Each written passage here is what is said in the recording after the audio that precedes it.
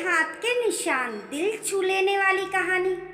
पिताजी बूढ़े हो गए थे और चलते समय दीवार का सहारा लेते थे।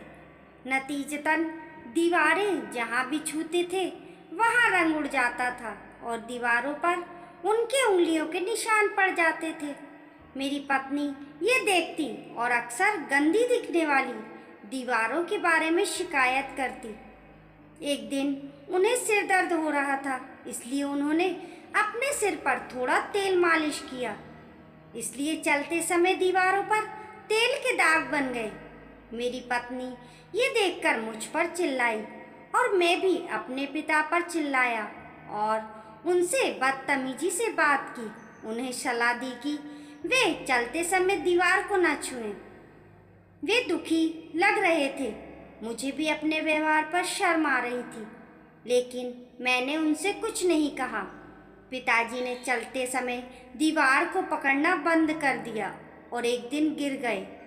वे बिस्तर पर पड़ गए और कुछ ही समय में हमें छोड़कर चले गए। मुझे अपने दिल में अपराध बोध महसूस हुआ और मैं उनके भावों को कभी नहीं भूल पाया और कुछ ही समय बाद उनके निधन के लिए खुद को माफ़ नहीं कर पाया। कुछ समय बाद हम अपने घर की पेंटिंग करवाना चाहते थे।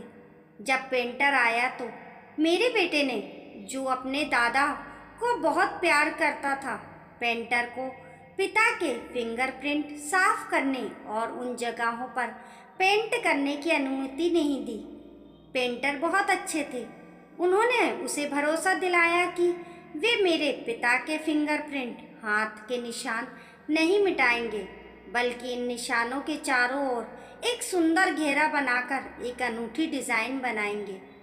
इसके बाद ये सिलसिला चलता रहा और वे निशान हमारे घर का हिस्सा बन गए। हमारे घर आने वाला हर व्यक्ति हमारे अनोखे डिज़ाइन की प्रशंसा करता था। समय के साथ मैं भी बूढ़ा हो गया। अब मुझे चलने के लिए दीवार के सहारे की ज़रूरत थी। एक दिन चलते समय मुझे अपने पिता से कहे गए शब्द याद आ गए और मैंने बिना सहारे के चलने की कोशिश की। मेरे बेटे ने ये देखा और तुरंत मेरे पास आया और मुझे दीवार का सहारा लेने के लिए कहा, चिंता व्यक्त करते हुए कि मैं बिना सहारे के गिर जाऊंगा।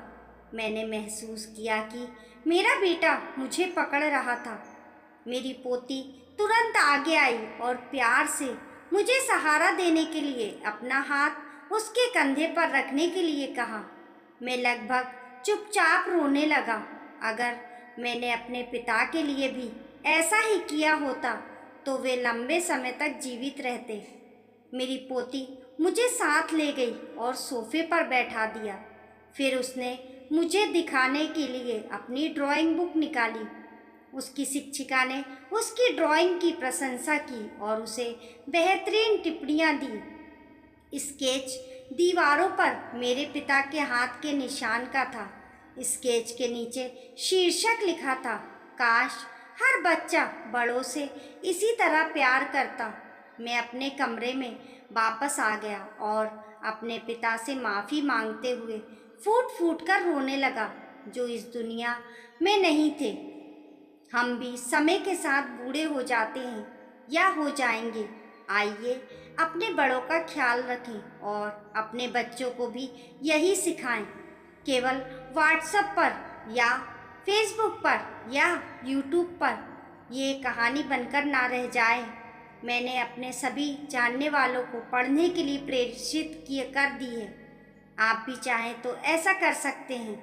दोस्तों, आपको ये कहानी कैसी लगी कमेंट करके ज़रूर बताएं और पसंद आने पर लाइक और शेयर करें। ऐसी ही अच्छी अच्छी कहानियों के लिए चैनल को सब्सक्राइब करना ना भूलें। मिलते हैं फिर एक नई कहानी के साथ।